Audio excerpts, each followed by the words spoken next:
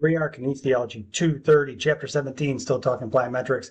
And the book goes into plyometric safety considerations, right around page 452 here. And within safety considerations, a lot of this is going to be pretty straightforward and stuff that you probably already have seen with other modalities, but we got to jump into it anyways. We're talking about the age and maturity of the person, not the coach, the posture, flexibility, and stability of the person, the ability to jump and land on boxes and be able to tolerate downward forces in the body itself, the strength of the person, speed that they can move, but also the speed of the movement pattern, the landing position, how they land, medical history of the person, some physical characteristics, and their proficiency, equipment, facilities, and supervision. So the book lists several different sections to be aware of, like when implementing, or main things to be aware of when implementing a plyometric training program. These are pretty straightforward. I think they're not going to be too hard to figure out, but they do focus on a few that I think you need to really dig into.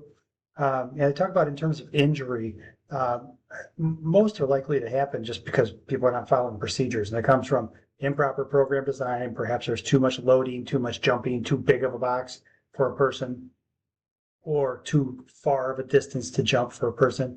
The environment itself is dangerous. The flooring's bad. The boxes are rickety. There's also a lack of supervision where you don't have a coach there implementing the programming with the person.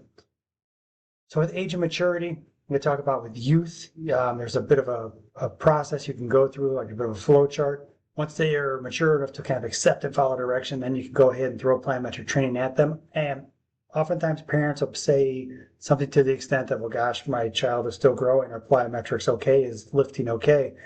And I normally point to the simple fact that if they're running around and tackling other kids playing football, they're probably okay to do some low-level plyometric work and some strength training. It just has to be done in the right context and with the right programming. Now, with the younger population, you're focusing primarily on technique. You're not worried about trying to jump over a building or anything. And the big thing you really focus on is the jumping phase and how the body responds when we load it, and then the landing phase when they have to catch your body weight, and there's loading there as well. So you start off with the lower intensity exercises and you perform them, but you don't allow the person to become completely exhausted or fatigued, because that puts them at risk of being injured.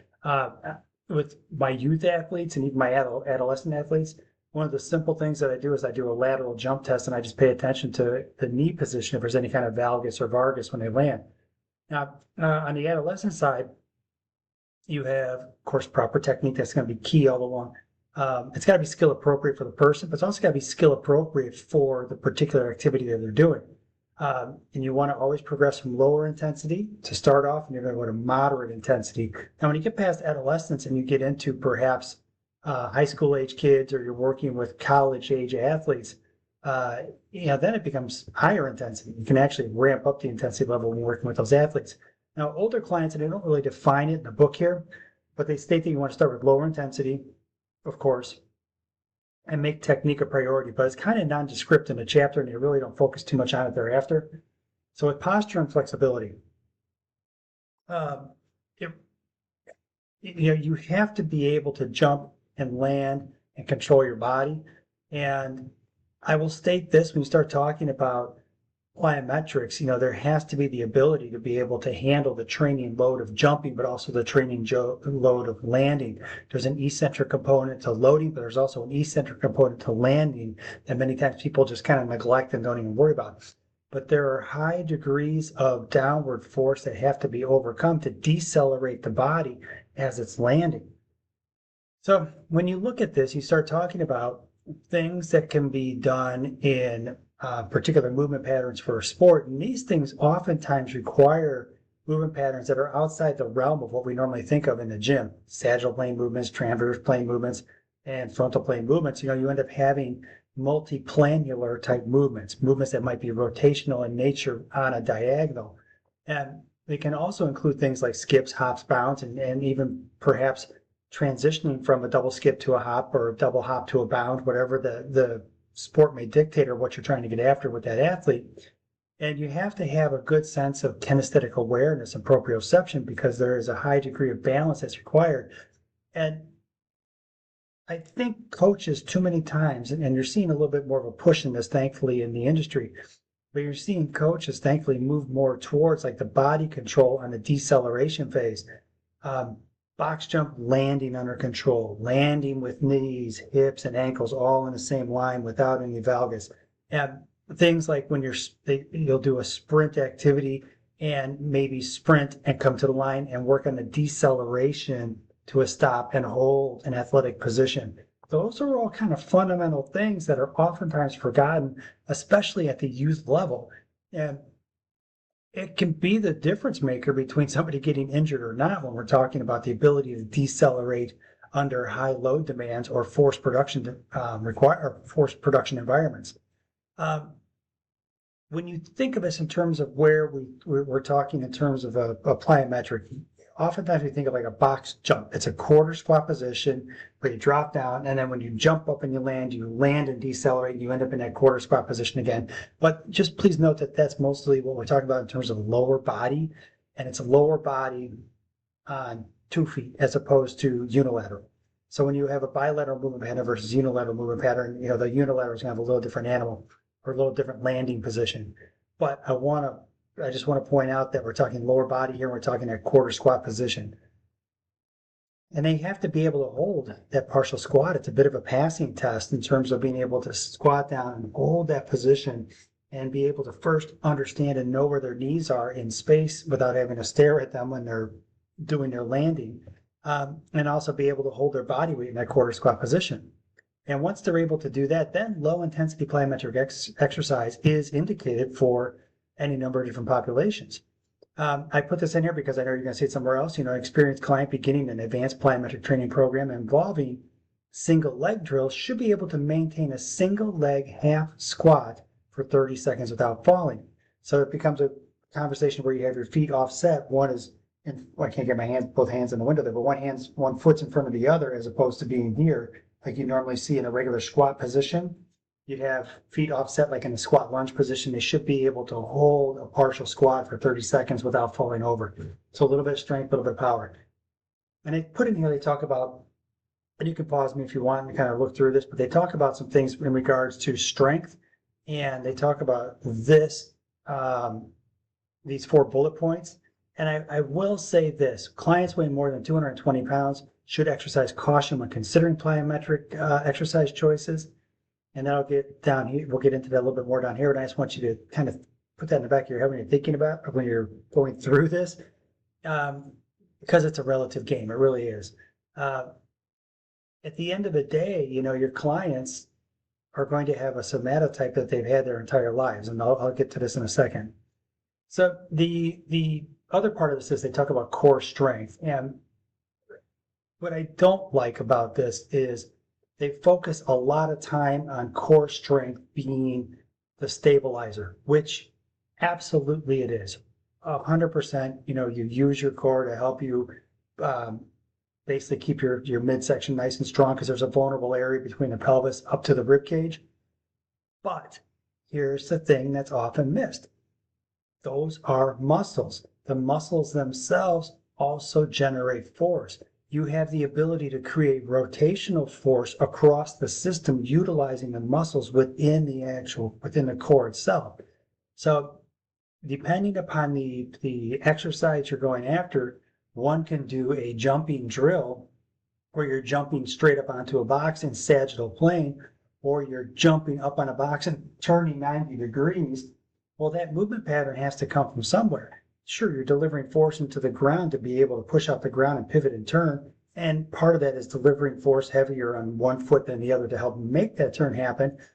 But there's also a whipping effect with the shoulders coming around, and it's the shoulders that are basically chasing after the hips because the hips are initiating the movement.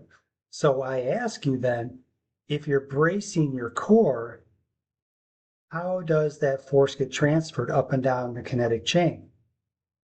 You have to utilize your midsection, your core, put your fingers in quotes, to be able to not only help you have a nice strong midsection to stabilize, but to also create force, but also, lastly, to transfer force up and down the kinetic chain in your body.